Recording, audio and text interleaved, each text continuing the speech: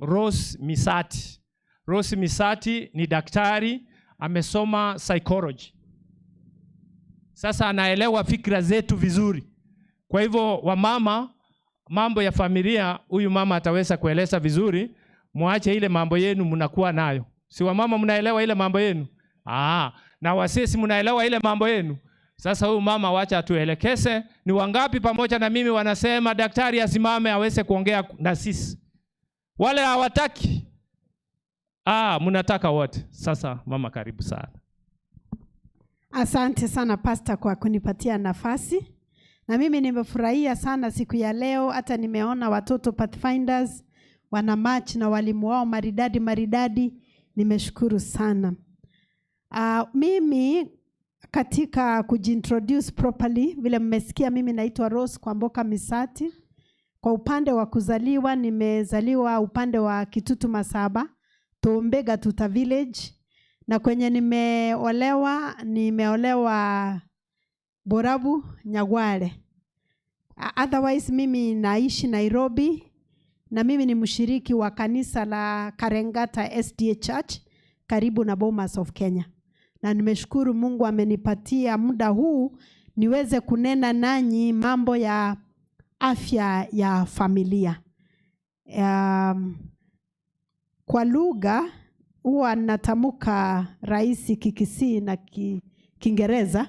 Kiswahili huwa na pambana kidogo. Sijui niulize ondenarega utari kuuke gusi. Nbali batai kuuke gusi. Other than wageni, wale wageni wamekuja najua hawaelewi. Lakini kuna wakaaji hawaelewi Kikisii.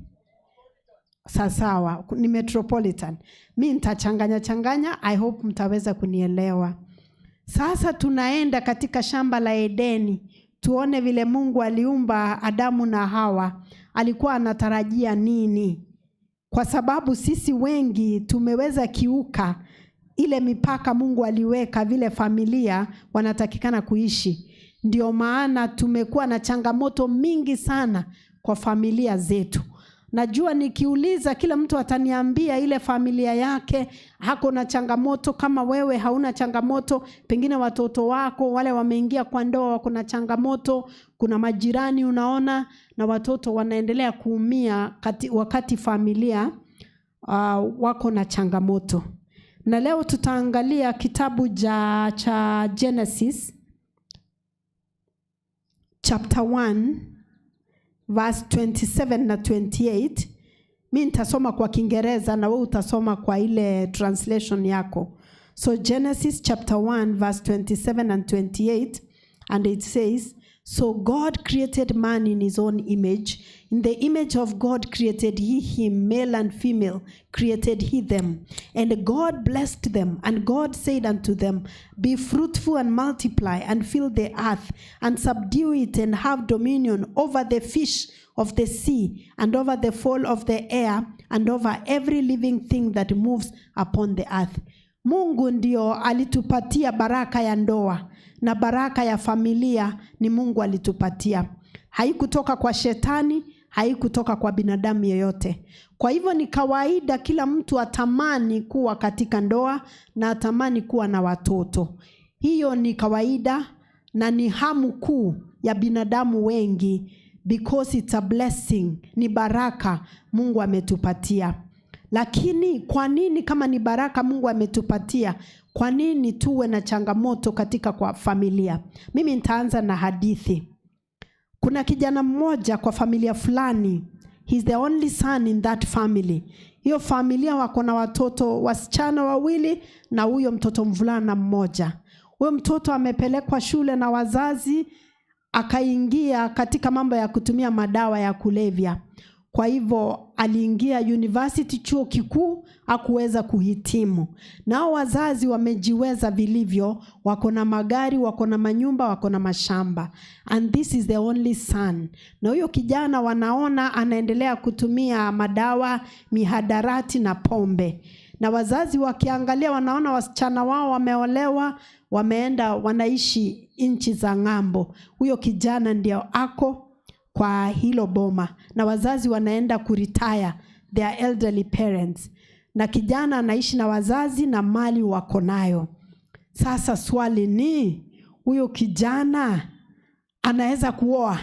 Ako katika hali kama wewe ni mzazi wa huyo kijana, mtoto mvulana anaelekea miaka 30, anatumia pombe, anatumia madawa, na that is the only son kwa familia. Kama ni wewe mzazi wake, ungemtafutia bibi ama ungemu encourage aweze kuoa? Ningependa kusikia any responses. Kwanza wacha nisikie kutoka kwa mama. Any mother in the house, if that was your son, ungemu-encourage? Would you have encouraged your son aoe akiwa hiyo miaka? Hii ni changamoto tunaona kwa familia nyingi sana. Sijui kama naweza ingia pale kidogo, kunanyesha. If you are a mother, you are the mother of this son. Wasichana wameolewa, wamehama. Ungependa huyo kijana aoe? Ungependa hata umsaidie na kutafuta bibi? Let me hear. Kuna mama angependa kujaribu? Sioni vizuri, lakini unaweza inua mkono ama hata usimame ujibu. Hii ni semina, mimi nafunza family life, kwa hivyo nitawauliza maswali na mtaniuliza maswali. Pastor ndiye atakuja kuhubiri. Mimi nafunza mambo ya family life. Nisikie jibu kutoka kwa mama. Kuna mama hapa angependa kujibu. Thank you. Kwangu, huyu kijana kama angekuwa wangu, ningeenda labda kwa sistangu au relative yeyote, nitafute msichana mzuri kutoka hapo. Sasa analika sister yangu, kama ni sister yangu, anakuja na yule msichana mwenye nimeona ako na tabia nzuri, kwa sababu sister yangu ataweza nisaidia, huyu msichana ni mzuri. Nikimleta kwangu, sasa hiyo uhusiano itaanza. Kijana apende yule msichana kwa sababu amekuja, atampenda na wataoana, familia itakuwa. Asante sana mama. Kwa jina unaitwa nani? Kwa majina anaitwa Josephine Mora, kanisa yangu ni Sengera SDA. Thank you so much Josephine. Na Josephine amejibu kama mama, na kuna mama wengi wamefanya hivyo. Sasa hebu nigeuze swali. Wewe ukiwa ni mama ama baba ya ule msichana mwenye ataletwa, utakubali msichana wako aletwe? Sasa nataka mzee ajibu. Mzee ajibu hilo swali. Mama amesema ataenda aulize sistake amsaidie, atafute msichana mzuri, na wengi wanafanya hivyo, aletewe kijana yake. Mali wako nayo, kijana ako hapo, it's the only son, na mama anaona wataendelea kuishi vizuri. Ningependa kusikia baba ajibu swali. Wewe ni baba ya ule msichana, umeambiwa kijana ndio huyu, wamekuja wanataka aolewe, utakubali? Yes, kuna baba hapa nataka ajibu. Nataka msikize kwa makini. Ili ni funzo tunajifunza leo. Ni swali ngumu, lakini hebu tuone ni yapi yamekuwa yakiendelea tangu jadi. Hasa kama Wakisii sisi tunawalilia watoto wetu. Tunataka tuongeze familia yetu. Tutengeneze nyororo ya familia. Tumeona, je, Wakisii, umeona makaburi ya kioa? Sasa hilo swali litakuwa ngumu. Asante sana mzee. Sasa asante sana. Tutamtayarisha huyu msichana ikiwa ni God given lady. Tutamwambia wewe tunataka uende kuwa mwinjilisti, mhubiri. Utamvumilia huyu, akikubali basi huyu atamfanya huyu aongoke mwishowe. Maana hata akiwa mtoto mpotevu, mwisho atachukua hatua arudi nyumbani. Asante. Na wale wazazi hawajamfanya aokoke, na mtoto wa mwenyewe atakuja kumfanya aokoke kweli? Sasa Wakisii wanasema mbwa jike utoa mbwa wa kiume kutoka Kisii mpaka Jaluoni. Kweli au wrong? Asante sana. Na kuna wamama wameketi hapa wameolewa miaka mingi na mabwana wanaendelea kukunywa pombe. Wengine wamelala kwa mtaro saa hii. Na hawa wamewafanya waokoke. Haya mambo ni magumu na sisi wote tunajifunza, na kuna mambo tumefanya kama mila na mengine ni mazuri, lakini mengine yameumiza familia zetu sana. Hebu na tuombe. Father, in the most wonderful name of Jesus, we thank you for this opportunity you have given us. I pray that as I speak on this subject of family life, that is a tough subject, may you anoint my lips. May you touch me, that the words of my mouth and the meditation of my heart may be acceptable to you. Speak to your children now, for we are listening. In Jesus' name we pray. Amen. Mungu ndiye aliumba Adamu na Hawa, and the first family ilitoka mikononi mwa Mungu katika shamba la Edeni. Vile tunaendelea kuishi kama jamii ya Wakisii na majamii mengineo, familia zetu tuko na changamoto sana. Na kuna mambo mengine tunafanya inaendelea kutuletea changamoto kwa familia. Kwa hivyo leo nitaangalia 7 things, maneno 7 yenye yatatusaidia tuishi kama familia yenye wanamwamini Mungu na wanangojea kurudi kwa Yesu. Na ya kwanza ningependa kusema marriage ama ndoa ni ya watu wazima, si ya watoto wadogo. Na nikisema watu wazima simaanishi kwa miaka, na maanisha wale watu wamekomaa kiakili. Kuna watu wako na miaka 50 na bado ni watoto. Na hao watu hata kama miaka imeenda hawako tayari kuolewa ama kuoa. And the question ama lile swali nauliza leo, uko tayari kuingia kwa ndoa? Uko tayari? Na Wakisii mara mingi wanasema sasa umesoma, masomo umehitimu, ama degree umeleta, ama diploma ama nini, sasa oa. Tunaangalia tu miaka. Na wazee na wamama wanawekea watoto wao pressure wakisema niletee wajukuu. Niletee wajukuu bado nikiwa na macho, bado nikiwaangalia. Na kuna wazee wa mama kwa manyumba wanateseka kulea wajukuu, kwa sababu wamesukuma watoto wao kuoa, nao bado ni watoto wachanga. Miaka ni 35 lakini kwa akili ako kama mtoto wa miaka 7. Na wanapata watoto, na watoto wanaendelea kuwa mzigo. Mzee nguvu imeisha, mama nguvu inaisha, watoto wako kwa barabara wanaiba, wengine wako kwa mashamba wanaiba, wanatumia madawa ya kulevya, shule wanashindwa kusoma, because these children are being raised by children. Kwa hivyo ndoa ni ya watu wazima. Turudi kwa ile hadithi. Ule kijana ndio, he's the only son, ndio mtoto mvulana peke yake kwa ile familia. Lakini can I say he is not ready to marry. Huyo bado ni mtoto. Yeye mwenyewe hawezi kujitunza. Kwa hivyo hawezi kutunza bibi, hawezi kutunza watoto. Na lile jibu tulipata kutoka kwa mzee ni ya kwamba huyo msichana atakuja, aingie kuhubiri, na yeye aingie hapo atunze familia. La, Mungu aliumba Adamu akiwa yeye is the leader of the family. It is the man who is the leader of the family. Na hiyo nitaongea nikiendelea. Sasa watoto wakilelewa kwa ile boma, wanaona mama ndiye anafanya kazi, mama ndiye ana provide, na baba anakunywa pombe, analala kwa mtaro. Hao watoto vijana wakitoka kwa hiyo familia, do you think wataenda kufanya kazi?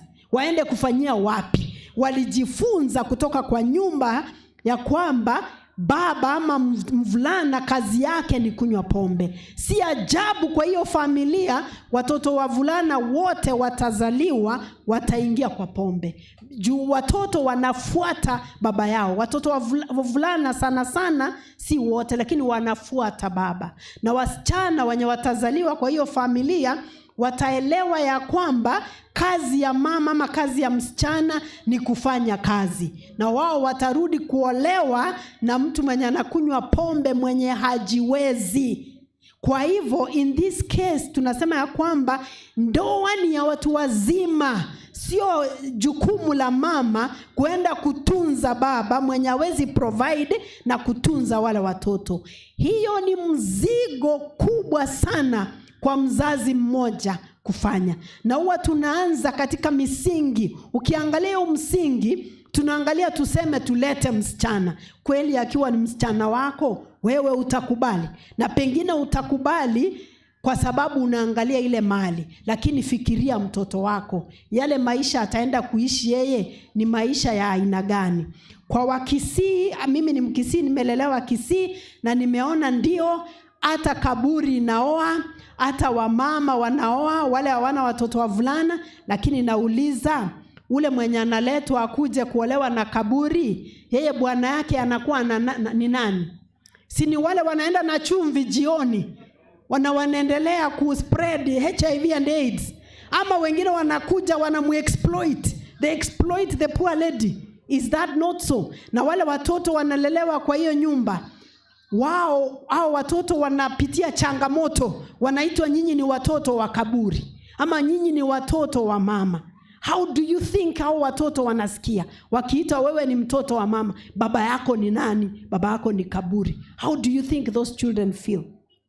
Number 2, hiyo kitabu ya Genesis chapter 1 verse 28 inasema, God blessed them and God said unto them, be fruitful and multiply.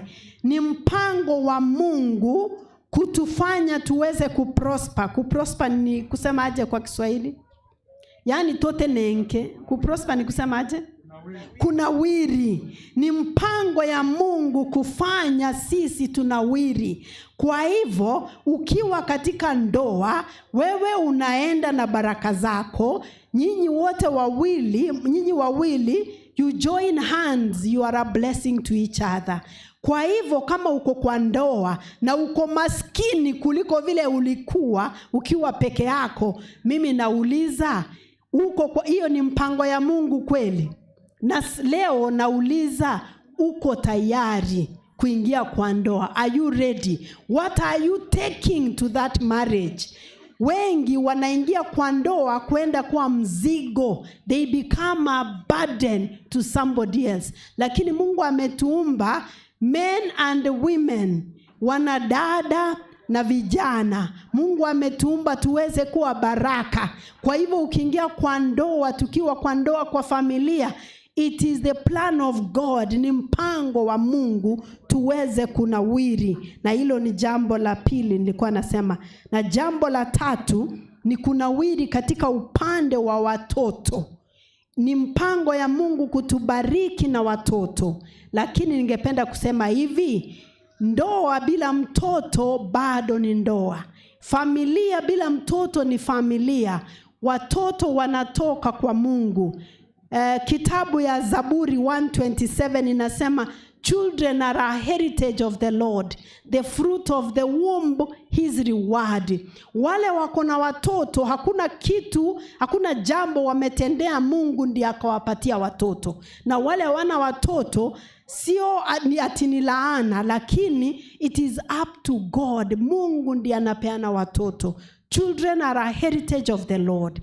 Kwa hivyo kama uko na watoto, shukuru Mungu na tunza watoto vilivyo. Na kama hujafanikiwa kuwa na watoto, kuna njia nyingi, na sayansi tena imetufunulia mambo mengi vile tunaweza barikiwa na watoto. Na kama uwezi kupata watoto kwa ile njia ya kawaida, kuna watoto unaweza adopt pia. Na hata tukiona wengine kama Mother Teresa. Mother Teresa hakuwa na mtoto yeyote, lakini anaitwa Mother. Kwa hivyo isikue ya kwamba tunaangalia mtu kama hana mtoto, sana sana wa mama wanaumia.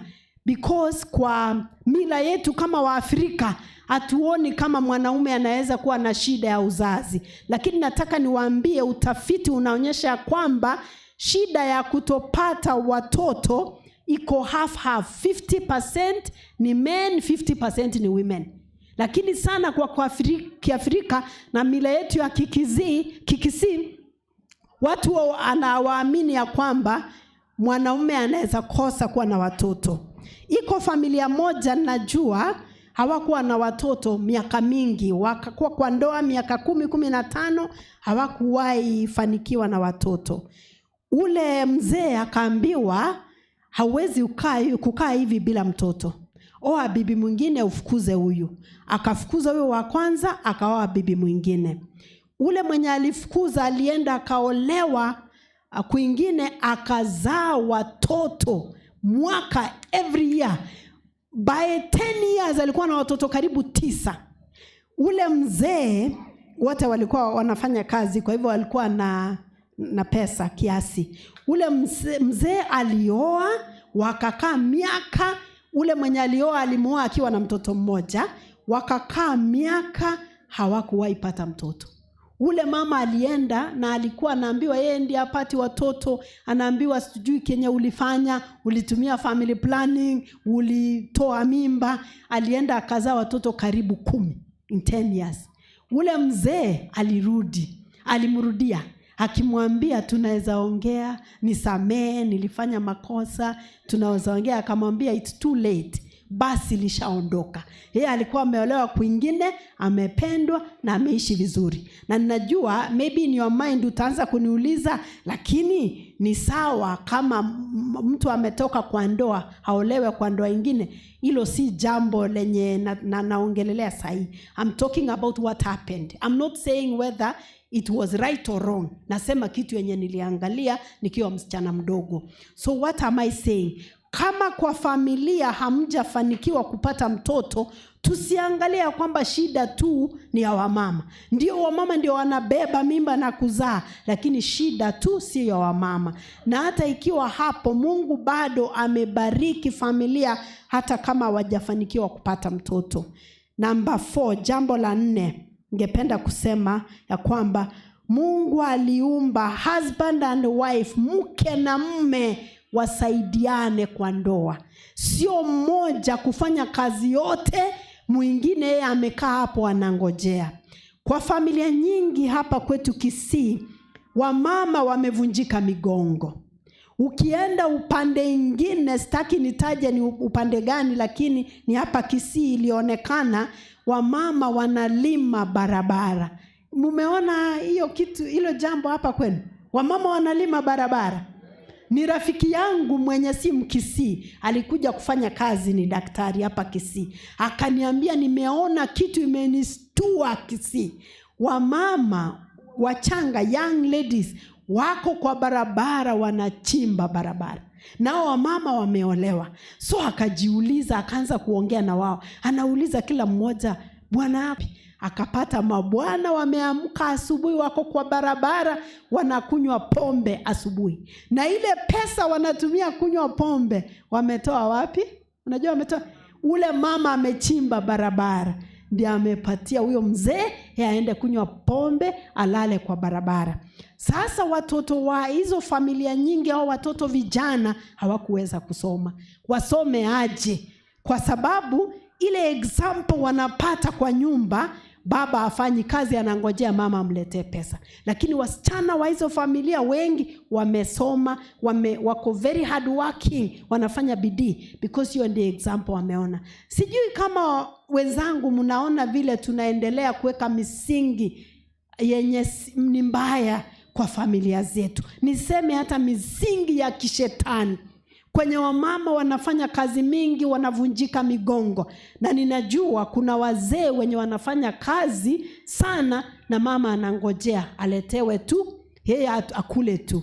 Lakini hiyo sio mpango ya Mungu. God created husband and wife tuweze kusaidiana. Sio mmoja kubeba mzigo ya familia na mwingine anakula tu au anangojea. Jambo la 5, na niko na mambo 7 leo nataka tujifunze.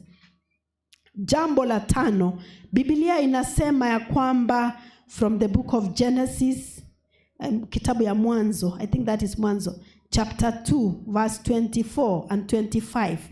Therefore a man shall leave his father and his mother, and they shall cleave unto his wife, and they shall be one flesh.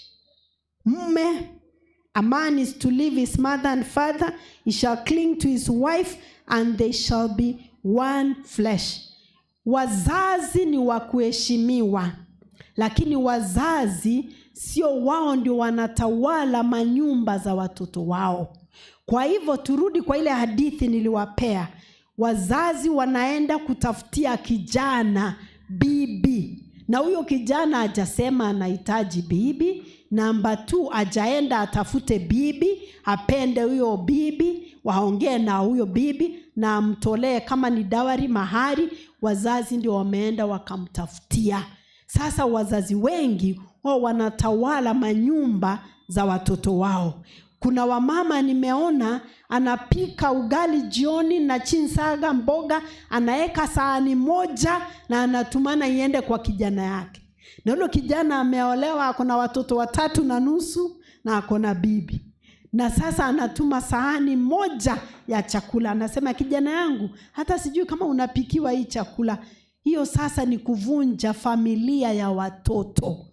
Wazazi waheshimiwe, lakini wazazi wasikubaliwe kutawala manyumba za watoto wao. Kama mtoto wako ameoa, ndio tulisema ya kwamba marriage ama ndoa ni ya watu wazima. Mtoto wako akioa ni mtoto mzima, mwachilie, wapatie amani, wapangane, waishi kwa nyumba yao.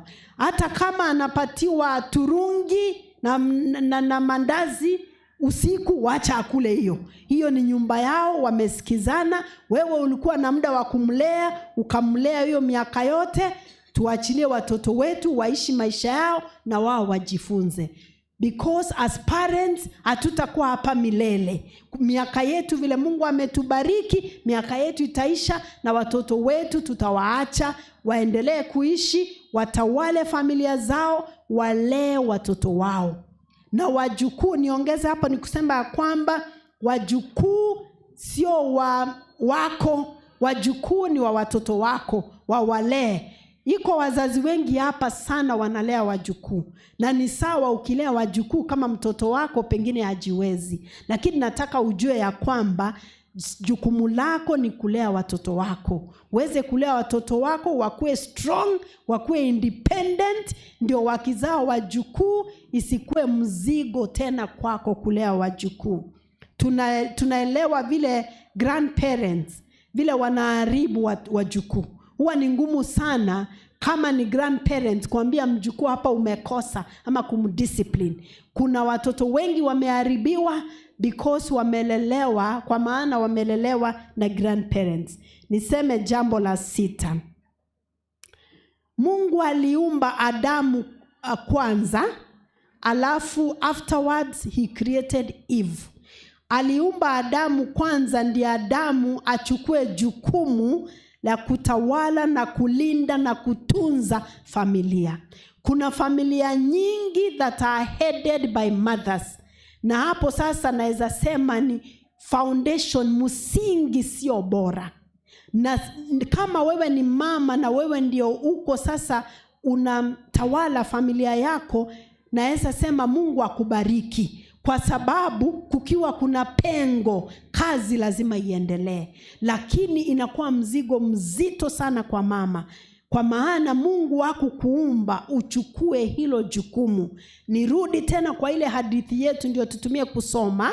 Ile msingi tuliona, ule mtoto akiletwa msichana kwa hiyo familia, ule kijana tuseme hajiwezi, ule msichana anakuja kwa hiyo familia, analetwa kwa hiyo familia, inaanza msingi sio bora, a faulty foundation kutoka mwanzo. Na ukiangalia katika ukoo, generation inaendelea kuwa hivyo. Kuna wengine pengine mnanisikia saa hii, mnanisikiza, na kwa familia zenu kuna generation, yani ororeria, kuna core, is it called core? Generation ni core ama ni nini? Ukoo, ni ukoo.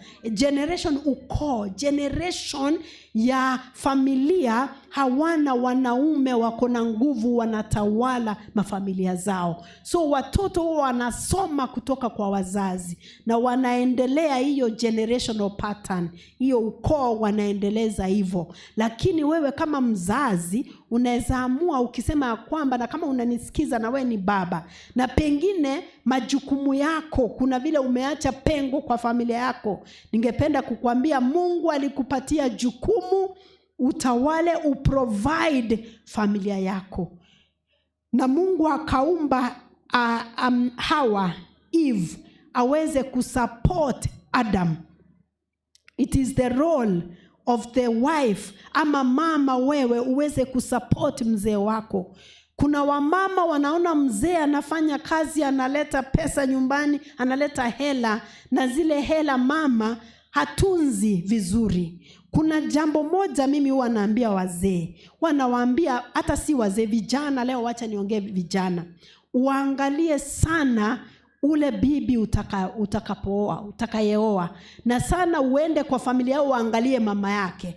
Mara mingi sana niseme wasichana, hata vijana, sasa naongea wasichana, wanafanana na mama zao mara mingi sana. Kwa hivyo wewe uende uangalie kwa hiyo familia, uangalie mama kwanza, uone vile mama yako vile amelea familia yake, ujiulize, ningependa hii kwa familia yangu. Kwa sababu kuna wazee wanafanya kazi, they are working so hard. Akileta zile nyumbani, mama kazi yake ni kuwaste, na yeye ana recruit watoto, wana waste hela, na zingine huwa anapeana. Do you know hata mzee akiwa hard working sana, alete mali nyumbani, kama yale mali hayatatunzwa vizuri, wanaweza ingia kuishi kwa barabara, kwa street. Let me say this, acha niweke kwa Kikisi. Tunasema umo sacha, ago sacha. Si ndio? Mwanaume anaenda nje anatafuta. Akileta nyumbani umo kungu, ago kunga. Si ndio? Mwanamke anatunza. Kwa hivyo hata ukienda na ulete mali na una mtu wa kutunza nyumbani, hiyo haiwezekani. Na wengine huwa wanatumia watoto, wanapigana vita zao kutumia watoto. Mtoto akipatiwa kitu na baba, yeye ni kama anaenda na waste, na unapata mama ndiye ana support. Na mama, niseme ukifanya hivyo, wewe mwenyewe ni kama uwe tierelia matimo. Unajua hiyo sasa hata kwa Kiswahili siwezi translate. Ni kama ni what? Weapons. You are sharpening your own weapons. Okay? Because hao watoto yale unawafunza ndio wataendelea. Na jambo la mwisho ningependa kusema ni ya kwamba Mungu aliumba wazazi wakue wao ndio wana lead, wanaongoza familia, si watoto. Mungu aliumba Adam and Eve, Adamu na Hawa katika shamba la Edeni, na wote wakakuwa katika ndoa takatifu na wakafanikiwa na watoto. Wazazi ndio wanaongoza familia, sio watoto. Si kazi ya mtoto kufikiria vile atapata school fees. Kuna watoto wengi wao ndio wanajitafutia kwa sababu kuna mapengo kwa familia. Na kama we ni mtoto unanisikiza na wazazi wako pengine hawajiwezi ama hawako, na we ndio unajitafutia, Mungu atakubariki. Lakini huwa ni mzigo mzito mtoto kujitafutia. Iko watoto wengine nimesikia huko Nairobi, watoto wasichana wameniambia sahii wamefunga shule, na mama huwa anamwambia asubuhi aende kutafuta pesa. Unajua mtoto msichana anaenda kutafuta pesa kutoka wapi? Unajua anaenda kutafuta pesa kutoka wapi? Kwa sponsors, kwa wanaume. Na mama ndiye anamwambia enda utafute pesa. Leo nataka ulete unga. Kijana anaambiwa enda tembea tu, aibe masimu, aibe nini, alete pesa. Wazazi wameshindwa, they have failed some parents kuprovide, kuongoza mafamilia. Na watoto huwa ndio wanang'ang'ana peke yao, na wazazi hata wanaambia watoto wenyewe waende kujitafutia. Hata kama bado Mungu kwenye uko huna pengine hela ya kutosha, Omba Mungu akusaidie na uweze kufanya bidii, lakini usipatie watoto wako jukumu la kujitafutia pesa. Niongee upande mwingine wa upande wa discipline. Kuna wazazi wengi wamefail kudiscipline watoto wao. Wazazi wengi ama wengine, mtoto anafanya jambo lolote, anything goes. Mzazi hawezi kucorrect mtoto wake. Wewe si rafiki ya mtoto wako, wewe ni mzazi wa mtoto wako. Na sisemi wazazi wachape watoto. Kuna wazazi wengine wanachapa mtoto kama nyoka, sisemi hivyo. Nasema wazazi waongelesha watoto wao kwa upole, na mtoto akifanya makosa aweze kukosolewa kwa upole. Mzazi amewekwa kama Mungu kwa maisha ya mtoto. Mtoto akiwa mdogo sana haelewi sana uhusiano wake na Mungu, lakini vile anaona mzazi wake anamtreat, mzazi wake anamlea, mtoto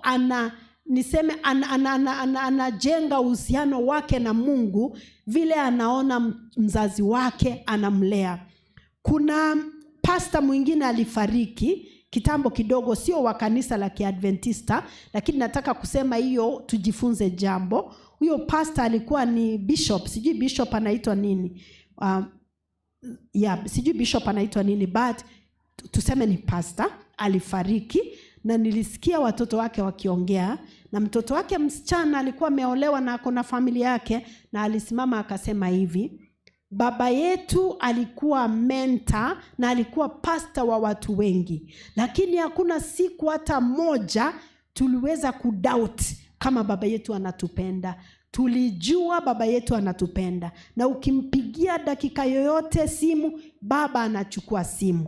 Na huyo mtoto akaendelea kusema hivi: kama upendo, kama baba yetu alikuwa anaonyesha kwa umbali upendo wa Mungu, mimi naamini Mungu yuko na Mungu ananipenda, na hakuna vile naweza toka kwa imani. Imagine mtoto msichana alisema hivyo. Alisema mimi nimejua Mungu because of vile baba yetu ameweza kututreat. Na huyo mtoto akiongea, ukimwangalia hakuwa anadanganya. She was speaking the truth because ukimwangalia. Na mimi nikaangalia nikasema, ile siku mimi nitakuwa kwa jeneza, the day I will die, watoto wangu watasimama waseme hivyo kweli, waseme ya kwamba vile mama yetu ametupenda na kututunza imefanya tuweze kuhisi upendo wa Mungu. Ni changamoto, it's a challenge to all of us parents, ya kwamba vile watoto wetu wanahisi upendo wetu, hivyo ndio watoto wanahisi Mungu. Kuna watoto wengi wametoka kwa kanisa, kwa maana pale kwa kanisa sisi wazazi tuna act kama mamalaika, tuko kama malaika, lakini ukifika nyumbani unakuwa simba. Ukinguruma watoto wanatoroka, wanajificha juu ya kitanda. Mtoto haisi mapenzi ya mzazi, lakini kwa kanisa kila mtu anatuona, anaona ya kwamba sisi ni malaika. Tuanzie Yerusalemu. Let us begin at home. Finally niseme hivi, sijui kama nitakuwa na dakika moja ya kuchukua maswali mawili hivi kabla nimalize. Niseme hivi: jamii yoyote yenye haijali maisha ya mama, that is a society, ni jamii haina kesho. Niseme hivi: mama akiwa na mimba, wakati mama ako na mimba, kila kitu huyo mama anapitia, ikiwe ni ile chakula anakula, ikiwe ni yale mapenzi ama ni stress, hiyo ndio ule mtoto wako kwa tumbo anapitia. Kuna watoto wamezaliwa afya yao sio mzuri, wengine wamezaliwa na hasira. Na sana sana mkisikia huwa tunaitwa watu wanasema hasira ya mkisi. Najua mtasema ni hasira ya mkizi, lakini watu wameanza wameitwist kusema hasira ya mkisi. Sisi katika jamii ya Wakisii huwa tumejulikana ya kwamba tuko na hasira. Sijui kama ni ukweli ama ni uongo, lakini wacha niseme hivi: mama akiwa na hasira, kama ako na mimba, wakati anajifungua ule mtoto atatoka na hasira. Mama kama amependwa, akapendeka na anahisi vizuri, amejipenda, ule mtoto atazaliwa akiwa hivyo. Wakati mama ananyonyesha, yale maziwa mtoto ananyonya hisia zote za huyo mama. So imagine kama tuko kwa jamii, society haijali maisha ya mama, hatujali hata watoto wetu, na hatujali maisha ya kesho. Katika kwa farm, kwa mashamba, mimi nililelewa vile nimewaambia huko upande wa Tombe Nyamira, na nikiwa mdogo, nikiwa ninatoka shule, nikiwa msichana mdogo, wakati tulikuwa tunatoka shule saa 6 saa 7 hivi, kazi yangu ilikuwa ni kupeleka ng'ombe mtoni. Sijui kama ng'ombe wanapelekwa mtoni siku hizi. Acha niangalie upande ule. Ng'ombe wanapelekwa mtoni siku hizi. Tulikuwa tunapeleka ng'ombe mtoni. Na mtoni ni mbali, unaenda milima na mabonde.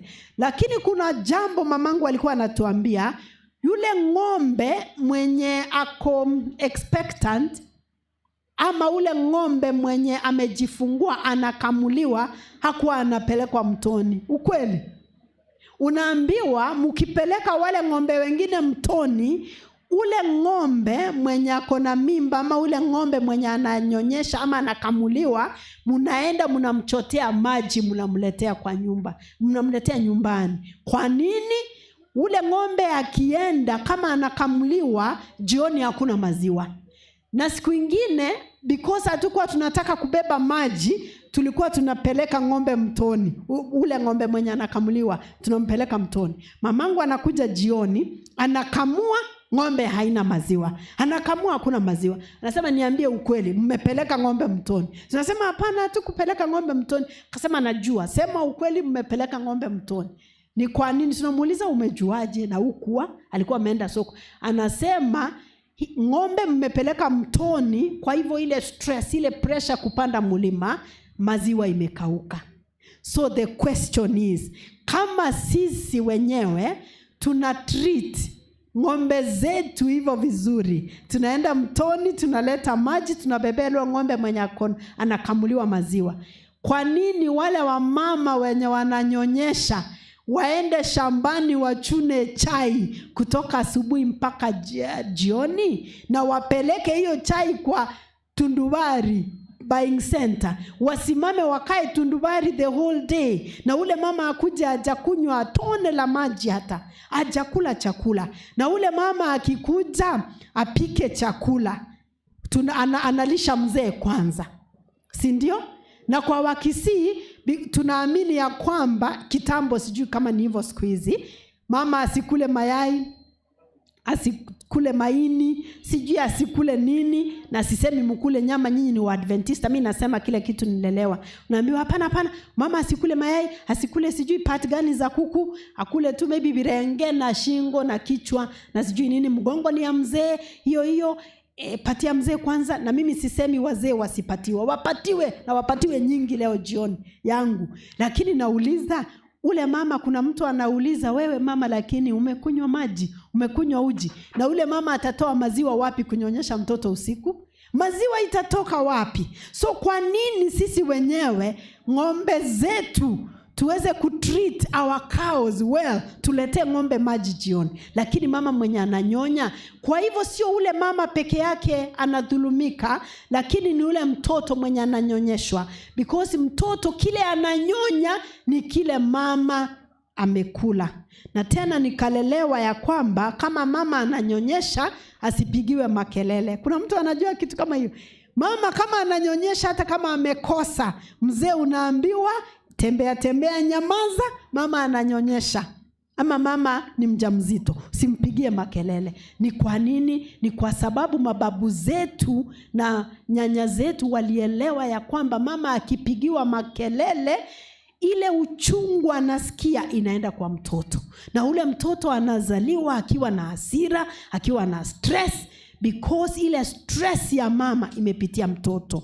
Hili ni jambo nilikuwa nasema ya kwamba Mungu aliumba wazazi wakuwe viongozi kwa familia. Wazazi watunze watoto, walee watoto wao, waongoze watoto wao. Iko watoto wengine wanamea kama magugu. Magugu ni weeds. Unajua magugu hakuna kitu unahitaji kufanya, magugu inamea tu. Lakini Mungu ametuweka sisi kama wazazi tulee watoto wetu, tuweke mbolea, tulime vizuri, tuchunge watoto wetu wasikue attacked na wadudu vile tunachunga mboga kwa shamba ama maua yale mazuri kwa shamba. Hivyo ndio tunatakana kulea na kutunza watoto wetu, sio kuwaacha wakue kama magugu. Lakini yale nimeona leo, mchana wa leo, Pathfinders vile niliona wakimarch, mimi nimeona tuko na kanisa la kesho, na ile kesho ni leo, because nimeona wale Pathfinders vile wamedress, vile wako na ile matching wamefanya. Najua wale ni watoto wanatunzwa, na ni watoto wanalelewa, na ni watoto wanakuwa encouraged waende shule, wabaki shule na wasiolewe bado wakiwa watoto. Natumai ya kwamba hakuna mzazi hapa anaweza kubali mtoto wake msichana ama mtoto wake mvulana aoe ama aolewe wakati bado wako shule. Tuhimize watoto wetu wasome. Na nikisema watoto wetu wasome, sisemi wafike form 4. Hiyo form 4 tu it part, hajamaliza bado. Wale wamemaliza form 4 kidato cha 4, waende colleges, waende universities, wasome, wahitimu, wamalize. Tusishinde tukiambia mtoto wetu akiwa college, unamuuliza umepata mtu, umemtuma aende kupata mtu ama apate degree ama apate diploma. Kwa nini tunasumbua watoto wetu? Unamuuliza umepata mtu. Sasa unamwambia mimi nataka nikikuja graduation degree ni 2 ama diploma ni 2. Unanipatia hii ya makaratasi na unanipatia ya mtu. Na watoto wetu wanaenda wanaolewa, wanaoa, wanateseka because of pressure kutoka kwa wazazi. Mimi niko na watoto 3 sahi wako university. Mmoja ako mwaka wa 4 anaenda kumaliza, mwingine ako mwaka wa 2, mwingine ako mwaka wa 1. Na huwa nasema sina mtoto wa kuolewa miaka 5 iko mbele. Sina mtoto wa kuolewa. Wale watoto niko nao ni wa kusoma, wahitimu, wapate degree, wapate kazi kwanza, wakue machua, wajiwezeshe, so that when they get married, wakioa ama wakiolewa, wakizaa watoto wao, sio jukumu langu kulea wajukuu. Walee watoto wao, na mimi mwenyewe nikienda kuritaya, mimi nipumzike, nitembee, nikihubiri neno la Mungu bila kufikiria mambo yoyote. Kuna msemo, there is a saying in English. Wacha niseme in English nikienda kumaliza. Inasema ya kwamba if you raise your children, you can spoil your grandchildren. If you raise your children, you can spoil your grandchildren. Ukilea watoto wako vizuri, wajukuu watakuja kwako ukikuja kuwa spoil. Yani unawatreat vizuri, hiyo kuspoil grandchildren. So if you raise your children, you can spoil your grandchildren.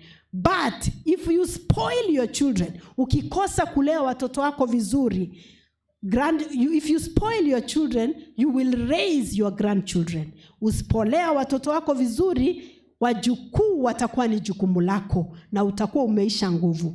Niseme hivi, haimaanishi ya kwamba kama watoto wako wamekuletea wajukuu, haimaanishi hujawalea vizuri. Kwa sababu at the end of the day, kila mtu anafanya uchaguzi. Wewe kama mzazi, you can do your best kulea watoto wako, lakini watoto wenyewe wachague tofauti. Kuna watoto wamelelewa kwa kanisa, wameletwa Adventurers, Pathfinders, wakakuja youth, na saa hii we mzazi umeketi hapa, lakini mtoto ako kwa barabara, ako mbali. Kwa sababu mtoto mwenyewe amechagua tofauti, amekiuka mipaka vile alilelewa na mzazi. Kwa hivyo we kama mzazi, you can only do your part. At the end of the day, mtoto wako atachagua. Na iko siku tutaongea, mtoto wako akichagua tofauti, atoke katika imani. Wewe kama mzazi, utafanya nini? Nataka nikutie moyo ya kwamba Mungu bado God will tell you, well done, good and faithful servant. Enter ye into the joy of the Lord. Kwa sababu umefanya upande wako, lakini mtoto wako kama mwana mpotevu amechagua his or her own way, and God will still bless you. Mungu awabariki sana. Pengine nitachukua swali moja au mawili kabla niketi. Iko time masaa, tutaendelea kuongea kesho. Mimi nimeshukuru sana kwa huu muda. Maswali mlete kesho. Huwa pengine Kiswahili changu hakikueleweka vizuri na kuna kitu ungependa niweke vizuri, tutaongea kesho. Wacha niombe. Tutaomba kwa Kizungu. Let's pray. Father, in the most wonderful name of Jesus, we thank you for your love.